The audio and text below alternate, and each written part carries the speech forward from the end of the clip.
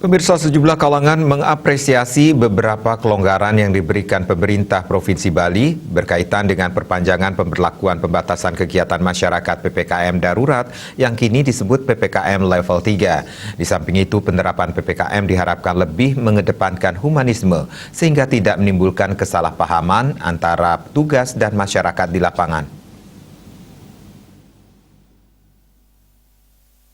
Ketua Aliansi Pemuda Hindu Bali Kabupaten Badung, Dr. Yoga, mengapresiasi kebijakan pemerintah Provinsi Bali terkait penerapan perpanjangan PPKM darurat yang kini disebut PPKM level 3, terutama ada beberapa kelonggaran aturan yang diberikan bagi sektor non-esensial. Salah satu kelonggaran yang diberikan adalah untuk sektor non-esensial dapat beroperasi dengan karyawan yang bekerja di kantor, toko, sebanyak 25%, lebih mengutamakan transaksi online, dan menerapkan protokol kesehatan sangat ketat, serta dapat beroperasi sampai dengan pukul 21.00 WITA. Pihaknya berharap agar penerapan PPKM darurat di lapangan lebih mengutamakan humanisme, sehingga tidak terjadi kesalahpahaman antara petugas dan masyarakat. Kami dari Aliansi Pemuda Hindu Bali Kabupaten Badung, pertama-tama tentu saja mengapresiasi atas poin-poin baru yang memuat tentang beberapa kelonggaran.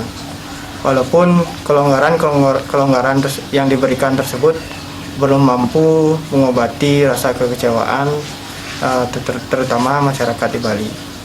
Harapan kami tentunya agar pelaksanaan PPKM yang dilakukan oleh petugas di lapangan lebih menonjolkan sifat humanisme sehingga tidak terjadi kesalahpahaman antara petugas dan masyarakat, apalagi mengarah kepada kekerasan seperti yang terjadi di tempat lain.